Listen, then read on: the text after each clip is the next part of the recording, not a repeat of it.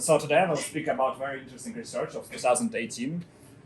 The guy who was making this research actually, you can say, hacked the whole CPU, and it was not actual hack like usual, like some timing attacks and so on, no branch prediction and so on. It was actually looked like a backdoor. The guy in his talk was saying that it's a backdoor, but let's dig deeper and we'll see what's going on there. Everyone knows what is x86? Yeah, it's actually it's Intel or usually AMD processors. So they usually has this architecture. So let's go. So he has some disclaimer, not interesting. His name is not interesting, and he has some video in his talk, and let's try to watch it. How to use computers? So it's quite demo. He was showing just straightforwardly his proof of concept, and let's try to watch it and know some. We can unlock, and specifically, let's look at what we're going to explore today in this presentation. So I am walking through a system, it's a regular system, unmodified, running default OS configuration. I'm logged in as an unprivileged user named Delta. I'm going to open up .c file called demo.c. And demo.c is a very simple file. All we do is we load an address in the EAX register, then we've got a label, and then we've got all of these bound instructions. So the x86 bound instruction is not a very common instruction. You might not be familiar with bound, but the idea behind the x86 bound instruction is it will take an address and it will take a second address and see if the first address is within the bound specified by the second address. Now you'll notice this bound instruction has a rather unusual set of second addresses associated with it. These are basically look like random numbers, and in fact this processor does not have access to the memory at that address that's being specified. And like anything else in x86, if you don't have access to the memory that you're trying to use, you will get a general protection exception, or in Linux, a segmentation fault. So despite the fact that, despite the fact that all of these registers we know are going to cause segmentation faults at the end, we're still going to try to launch a shell and see if anything happens. So let's give this a try. We'll compile this little program. We will execute it, and sure enough, just like we expected, we get a segmentation fault, and our user hasn't changed. So that's something terribly interesting here. But if I go back into this program, I'm going to make one tiny little change. I'm going to add one x86 instruction. It's an instruction that's so secure or so obscure and unknown, it doesn't actually have a name. In fact, it's not supposed to exist. I have to write this in machine code. OF3F is the one instruction I'm going to add in the beginning of my executable. And when I execute this instruction, the fundamental nature of all the subsequent bound instructions is going to change. And what I'm going to be able to do is use those instructions to reach directly into the kernel, bypassing all the processor's security mechanisms in order to give myself root access on this system. So this... Okay, everyone understood what happened? Yeah. So he just put some random bytes as assembly, and it just gave him mostly root. And also some bound comments, which will be more clear later. Ooh. Will he describe what's the obscure command he used? Yeah, he found actually that he can just put OF3F, and it will make very strange stuff, which after that he will just put very strange random bound comments with actually a payload, if you notice. He told us it's addresses, but actually it was not, but we will figure out later. And after that, he just became a root. Just bypassing every Linux stuff and so on. Right. What does it mean he become a root? So he made a process, he just ran random assembly, just user space process. Random assembly made stuff, and he got all the super user privileges. Super user privileges, for example, they can read all of the data into another processes? Yeah, sure, because he's root. Oh, okay. No, actually, what he was doing, he could do everything, whatever he wants, but it would be more complicated, but he just made a proof of concept that he just becomes a root. That's it. So on these processes, so each process right now is vulnerable to this. Yeah, for example, you have a server at work, you log in it and you have limited access, and then you can run this, and suddenly you're like an admin and you can do everything if you want. It's sort of interesting example, but on the server you can't run your own assembly file. But for example, if you're running under the Docker, you can just, it's theoretical, but for this example CPU, it was possible just to run some commands on CPU, just you just run L file, and you are a super user just by passing all Docker, all securities, all Linux measurements, and so on. Yeah, so the caveat is that it's a VIA processor, not an Intel or AMD one. Yeah. In this particular article. Yeah, it will be explained later. This x86 processor is very old and not interesting, so maybe it's the reason he actually made a talk. I'm not sure if he was making research of other processes and was he successful or not. So everyone knows the ring model? No. So, for example, there is a kernel where you can do a lot of different stuff, and there is user space processes that have no rights, and they just talk with kernel to get some information. Otherwise, they just have some memory, RAM memory, and CPU. That's it. Other stuff is just made through the communication with the kernel. And they. I mean, if we speak about ring 3, what are the allowances there? You can just use virtual memory. Obviously, you have all the 4 rings from 0 to 3. It's virtual memory. Yeah. And again, rings is a model inside the CPU. So in CPU you have different security levels, and they differ in the which commands you're allowed to execute and which are not. So in ring 3, if your process you're running in ring 3, you can execute privileged commands, whatever. You just kind of panic. CPU will say you're not allowed to execute. So you can't execute. So I'm saying that in ring 3 you can just only use some RAM that allocated for you and CPU, and that's just it. And you can use these calls to communicate with the kernel. So, but as I understand, you in ring 3, you can run this command and you'll get. Yeah, he found very interesting bytecodes just to get to all the authorities. It was ignoring all this model. Ooh, okay, it's not very interesting slide. So here he actually explains what's other rings. So the idea is, so the ring 0 is usually kernel, and user is processor running on ring 3, and they will have very limited access, which he bypassed in the video before. And also after that he was saying that, it's very interesting, do we have something below ring 0? So through many times the researchers were finding some different other stuff that are belong to ring 0, for example, hypervisor, I don't know what the system management want to, and this other stuff, ME, for example, management engine, which had a lot of researchers before.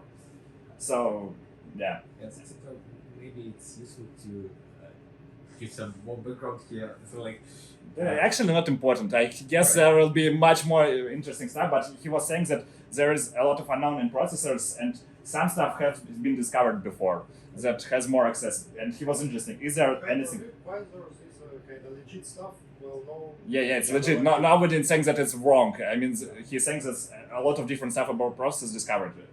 And the stuff that below hypervisor are kind of sketchy. Yeah, but yes, it's exactly the same point. The guy is saying that a lot of stuff is hidden, and maybe there's something below I should figure out. That was his idea in the talk. Can we go further? Was he saying, right? And after that, he got a good point that you can actually go to the internet and read patents, because when, for example, you have AMD or Intel, you need to patent your stuff. Otherwise, the guys can take your stuff. But when you patent your stuff, you can just open some information about your processors and so on. And and the first line says that there is some patent. I'm not sure what is by VIA or someone else, but it was for x86 that. That there are internal control register can enable the user bypass security mechanism allowing ring 0 access at ring 3. And he was like, what the fuck, what's going on? It's not normal. And he was started digging the patents. I guess other stuff will be explained later. So he just... What does you say? He said that in some patents it was stated that at ring 3, which has 0 rights, you can actually do some stuff to get to ring 0, which means kernel. So there exist patents like that or what? Yes. You see the below. You can just search this patent. Yes. So Continue. I just don't understand what's going on here. So somebody created a patent to bypass all the rings. No, they invented the mechanisms of these internal control registers to bypass this. Yeah, for their purposes. So they invented basically not bypassing, but the mechanism of bypassing, because if you will not patent it, other guys can use it, and it's very annoying for other companies. So he used this information to figure out what is going on, because when you patent stuff, everything is opened and you can read about this. despite it's very uncomfortable to read Not sometimes. everything, but Some stuff correct, at absolutely. least, yeah, he learned that okay, there is at least one such mechanism that involves internal control registers, and you Yeah. can bypass it. Yeah, so let's go further. And he bought some random PCs. At least, no, not PCs, but routers. I'm not sure what stuff is here, but x86 computers. And arbitrarily he decided to use VSC3, very uninteresting processor made in Taiwan, I guess, and that has x86 license. So there are actually 3 vendors that have x86 license. It's AMD, Intel, and VR somehow. And it's very not interesting computers that does very not interesting stuff like IoT Yeah. stuff from Yeah, 2000s. Huge in the 90s and No, yeah, but- 2000s. They were competing with Intel Nah. and AMD, like for reals, and they, yeah, I Nah. think they capitalized mainly on the Pentium 3 processor, and they Maybe. kind of perfected Pentium 3, and this C3 probably kind of derivative of this Pentium 3 Maybe. architecture with additions, and it's really good processor in that category. That's why it's widely used in embedded devices. Maybe. So But he was saying that it's 20 years old CPU anyway, so. No. yeah, well, Pentium 3, you know, Yeah. but it's powerful enough to run Quake 3, so it's powerful enough to run a lot of applications. I guess. And they made it very power efficient, so it's still, I guess it's still popular in this.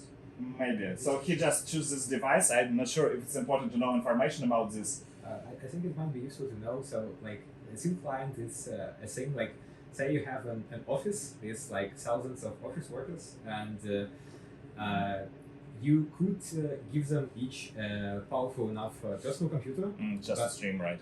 Yeah, but maybe you don't want that. Maybe you just like have a few powerful servers which run desktops, and you just like stream remote desktops to everyone. And that's what these clients do. So like they're a dump CPU with basically USB ports for the keyboard and the mouse, and they are somewhat widely used. And so this Maybe. can be like a pretty damning issue. If, Well, again, yeah. kind of if you have this point of sale, like internet Yeah. use or something, and you can hack into it, that might be useful. Sort of. So- yeah, you can read I mean, running emails. your own code on kiosk is already strange, actually. I mean, it's not multi-user application, but anyway, I just want to focus on the point that the attack itself interesting. The device he's hacking, not very. So, boom. Then he was saying that there is a problem that you are not able to develop a manual for CPUs and so on, and what the fuck to do with this is not a very understandable. So, further he was saying that sometimes you just open the patent and see stuff like this, and who the fuck understands what does it mean?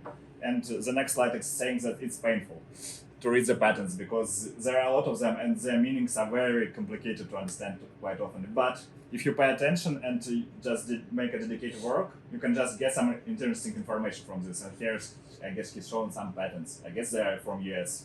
He didn't put US on the left. Boo.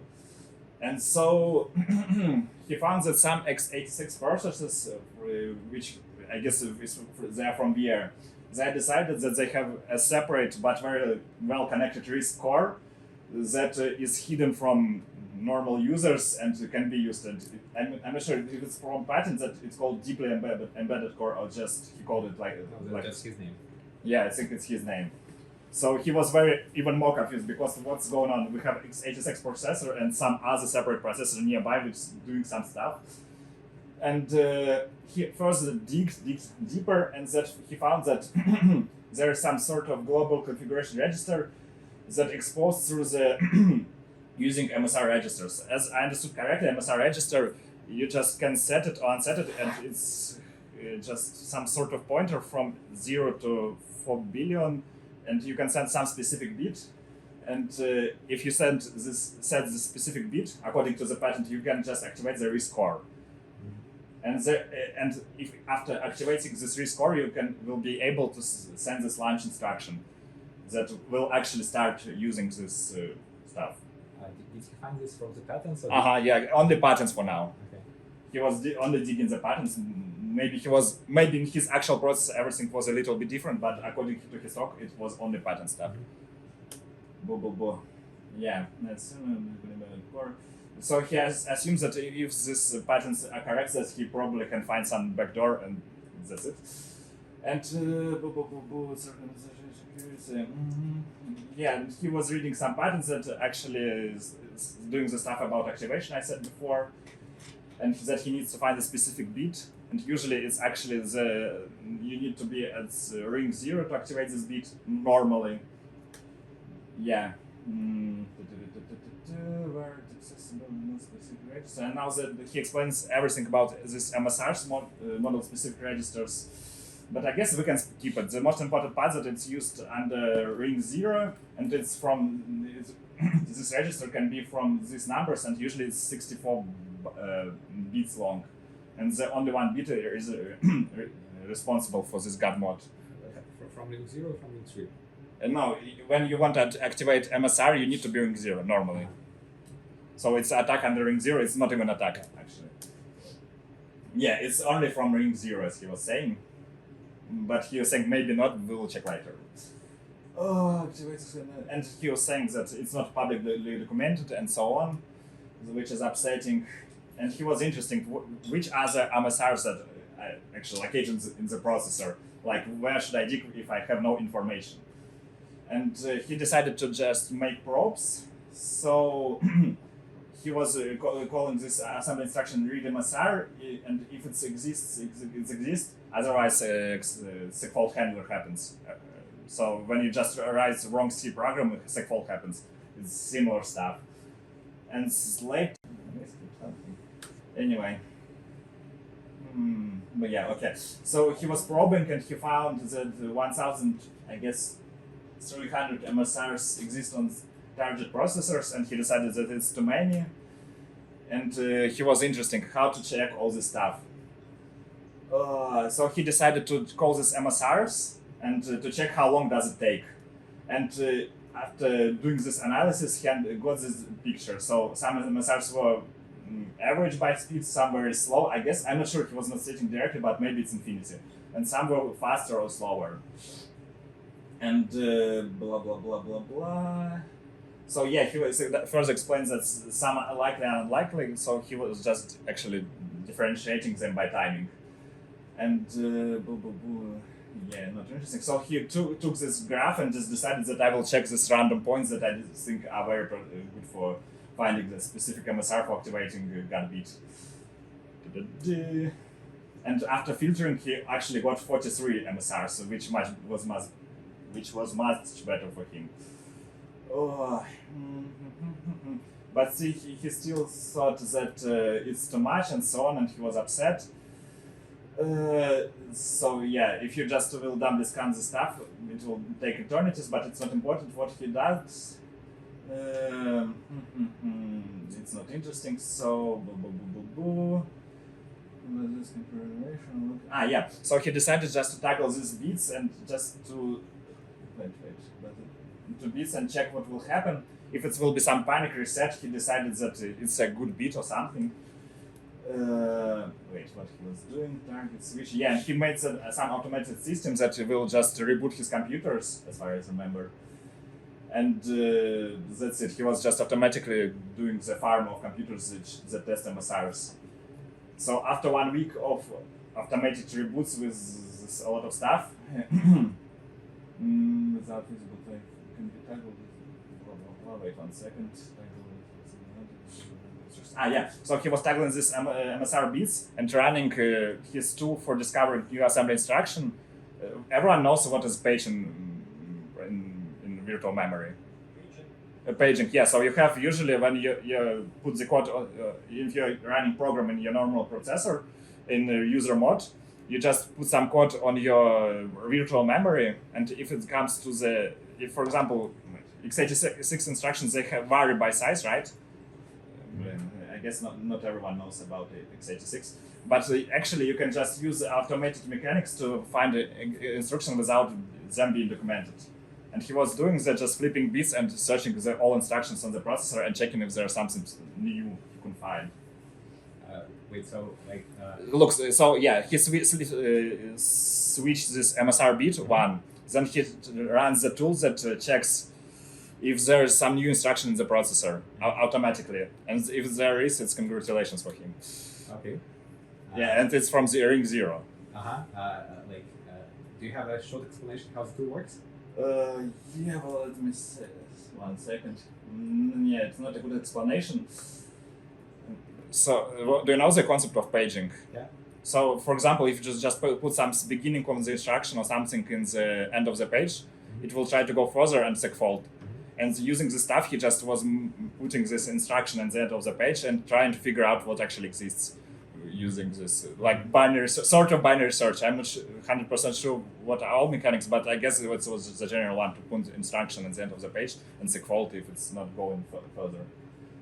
And also, when instruction happens, it's actually, I'm not sure, in x86 I should probably say that instruction is wrong if it's wrong, right?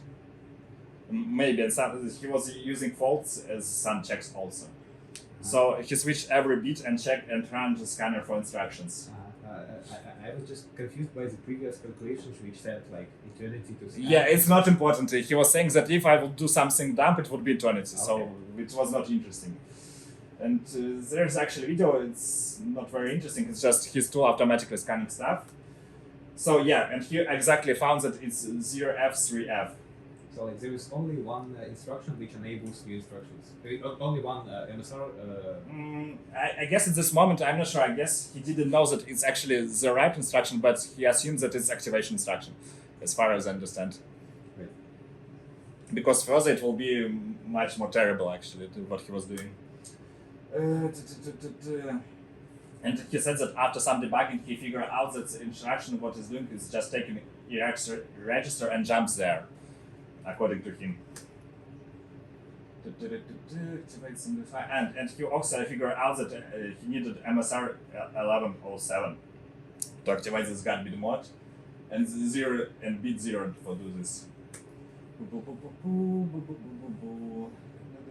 And he told that it's got mod bit, which is not interesting. And the second question he was asking, and what to do with the secondary score that I actually discovered, because the assembly language that by code is not known to him. And he was starting to dig in patents again, and it was strange. He found some patent about ARM, but he was saying that its ARM stuff is not actually working. But the important stuff that he figured out that later, that there's specific instruction to send bytes to the second part of processor with the RISC-1, and other stuff is not very interesting, to be honest. Yeah, so he called it bridge instruction, the specific instruction which was not known to him, that sends assembly to the second part of processor. So how to find the stuff? Blah blah blah. So what he made again, he just started another scan to find this instruction if something behaving differently than usually. And there is another video with just random bytes going all over there. And he found out that bound instruction, which usually does in x86 something not interesting, doing something completely different stuff, and it's sending bytes to the second core to be used to interpret in the second core. But how does he know it's sent to the second core? Yeah, good question, to be honest. So, as he's saying that he checked log panics resets, but I'm not sure how he checked that everything worked. Maybe the panic could be triggered by usual CPU. Yeah, okay, so maybe it's the case that like the RISC processor can lock and not get new commands. Yeah, but how do you differentiate the RISC processor from x86 processor? But like you can run normal x86 commands still, but you can't. He was checking normal x86 commands to check one of them will be just sending information. Yeah, exactly. But like your system, your normal system remains operational, but you can't send new commands of this type. Maybe I know. Wait, when? No, I don't know, to be honest. I forgot this part. But he again made some brute forcing and figured out that it's bound instruction. Let's see, because I don't really remember some details.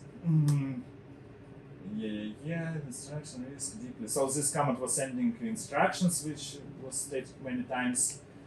And now he was asking what to send. Not interesting. Approach execution. So what he was reading, I'm not sure which page was this, but he was reading the patents, and it was stated that some of this RISC cores leak information to the registers of x86 processor. So he was stating a lot of stuff, and he was reading some patents that about leakage of registers, reading patents again. So he made some tool which was very clever heuristics to check something, and what was he doing? Yeah, he was resetting registers all the time, then running some random stuff and checking what's inside the registers to see if anything was leaked from this deep core. And he made a fuzzing again, and he had some challenges, and he rebooted stuff, and Months of fuzzing. Huh? Months of fuzzing. Yeah. No, what? You have no assembly, you have nothing, you need to do something. But so he was rebooting his stuff, everything was panicked, he observed stuff, he had a lot of logs, and he had some switch that turned off stuff, and it looked like this, so a lot of stuff working like this. Relays, if it's he had some SSH connected to the computers, and if they didn't respond, he rebooted them, and just months of fuzzing. And his solution, I mean, it was literally this, and there was some demo. I'm too lazy to show it, but it's nothing moving there, so it's just blinking stuff on relays, and he's saying like, look, it's blinked, so it's rebooted. And further he said that he had a lot of logs, and so difficult. Yeah, he had not so much logs actually, but 50 gigabytes of logs and 3 weeks, and a lot of diffs. And he found that some registers are actually leaking. He was happy, maybe, I guess, I'm not sure what were his feelings. Something leaked here, something leaked there, and then he decided okay, if I would find something interesting, what should I do? So the base idea, I'm not very good in programming, but he decided that he would take a global descriptors table and jump over it and find the current process user ID and set it to 0, and it will be root. And but the problem is, the first problem was with logs. Too many of them, so difficult. But to be honest, I have no clue what he was doing here. By trying to understand what's inside the registers, he was doing something leaked there. He was explaining this. So he found some better stuff. So he started leaking some more normal. He wrote some tool again to just automate these flip-flops. He just made word swap, high words copy, and some random stuff which is sort of intelligent. And he actually showed some diffs which are very interesting, and I don't want to understand them. And he found some instruction set he just wrote, engineered it through the practice, which was enough to already make payloads. Congratulations.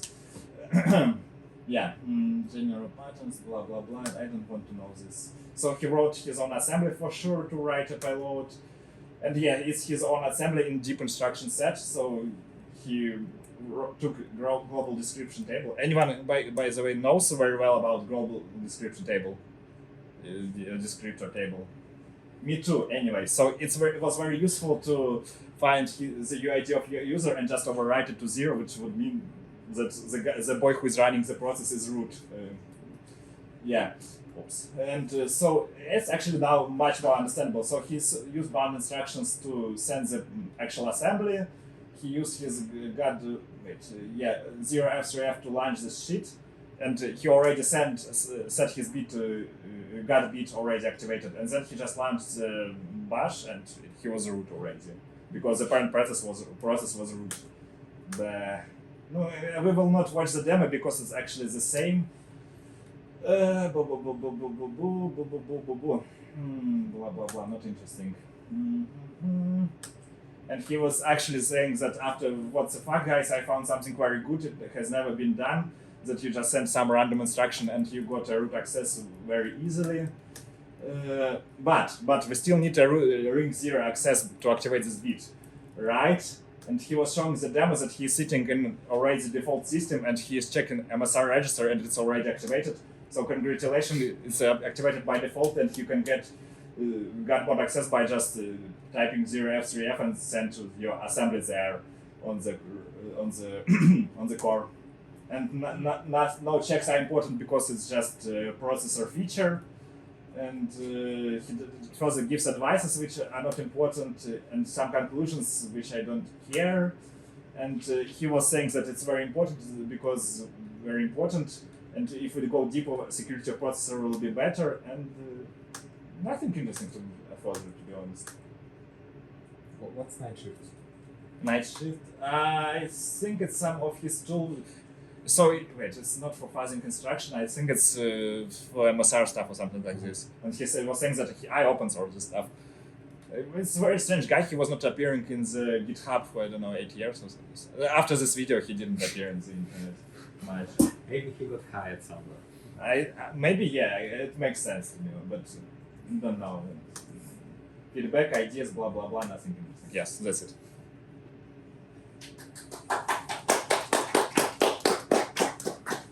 Wow. Incredible. So it's uses with an Intel or AMD data center. No.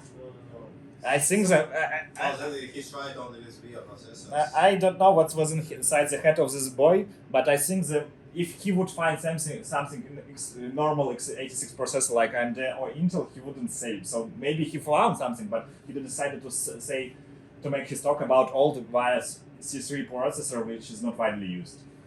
Well, I mean, he says that this processor is more interesting because it actually has more access than management engine. I'm not sure about management engines or actually how deep this processor is, but at least it has privileges over Ring 0. Oh, I mean, it has some details in the paper about how it has more access than management engine. Yeah. I'm just not sure if there is some management engine in this VSC3 processor. Yeah. I mean, there's no management engine, but I'm saying there is such stuff there, right? He compares this core in via this management engine in Intel. Yeah. If anyone has questions, I'm okay to answer if I can, but if no questions, I will just not answer. Yeah, well, not really a question, but a comment. It's funny how our two talks of today on seemingly unrelated topics are basically fuzzing tools. Yeah. There were a lot of fuzzing in those cases. Yeah, and it's also funny how they are.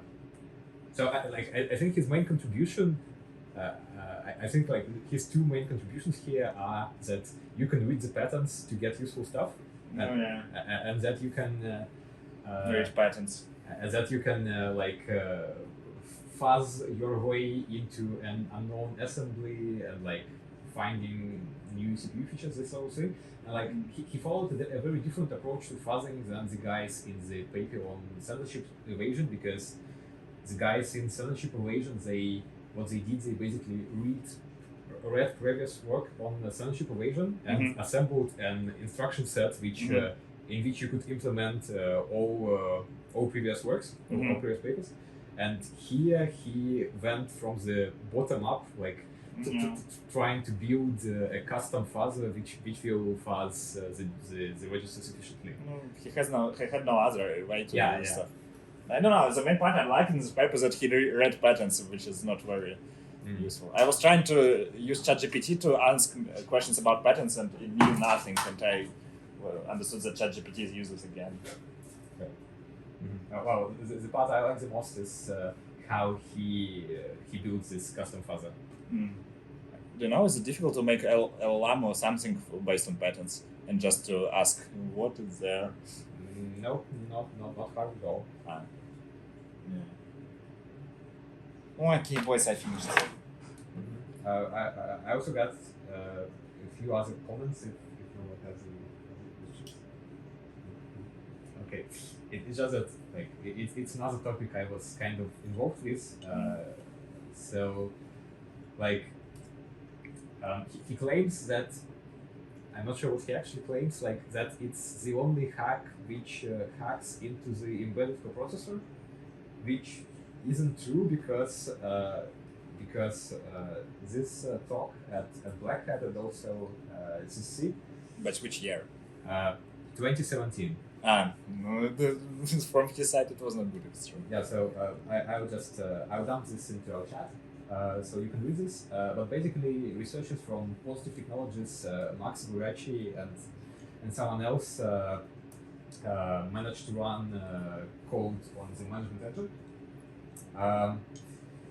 Right, so that's like one prior work, and another kind of similar thing. So you might have heard about Asahi Linux, which is an effort to run Linux on M1 Max. Right. Not only in one Max, in all RM, all Apple. Yeah. But what's the difference? I- All Apple and or ARM, which what is not M1? It's like because in RM they use some stuff to run another operation system and without bootloader and other stuff. It's like simulate like they start. Wait, will it work not on non-Mac? Кроме Mac еще на чем-то работает? Не, ну, это просто Linux, просто он типа дрова сделал под No. uh, Okay, what you want? Yeah. So like the interesting part is how they developed those drivers, because they faced a very similar problem. Like you have a very new CPU, you have no idea about its instruction sets, and you have to figure out how to run 3D graphics on this shit. Reverse drivers. Huh? Reversing drivers. That's not what they did. Not kernel. What they did was they. I can find the precise post they're talking about this, but what they did was they found like some debug mode which let them trace all communication between the operating system and the hardware. And so they dumped all commands run, and they saw the screen what's happening, and they built again a test harness to do that, and again collect stuff and build drivers from that. I remember that, I don't know, some guy who was working on Asahi Linux hacked also PlayStation 3 Yeah. and something else, I don't remember. And they're actually saying that like this work stemmed. But they wrote a hypervisor for that. I think what they did, they wrote a hypervisor to run macOS in, so they could trace what it's doing. With hypervisor for what to run macOS on MacBook or something else? On MacBook. So like for M1 processor, they can trace what M1 instruction set commands macOS tries to run. And they are saying that they got this idea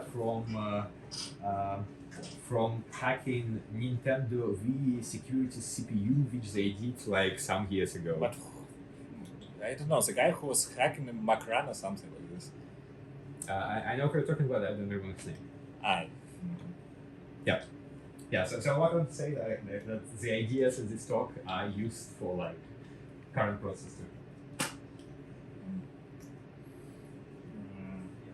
Well, I mean, in the presentation you said that it's unusual to have two different CPUs on the same board.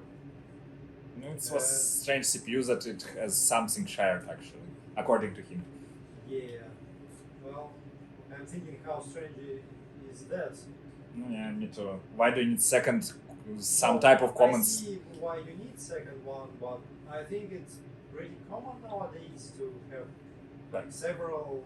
I just, I don't understand why do you need different architecture to send some comments. Why can't you just activate some mode of sending comments, but why do you need separate architecture for this?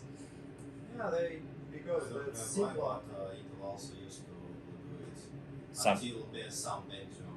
After that, they used only system. No, that's different stuff. They all use kind of RISC-core and system. No, they used RISC-core with x86 processors. They use right now. No, it's that before. Pentium processors Intel used. Well, in Pentium, they introduced RISC-core that performing all the heavy lifting in micro operations. And it's still the architecture we use until today. like x86 64 is running like that. You have Yeah, but now they this don't code. use RISC. It was done years ago.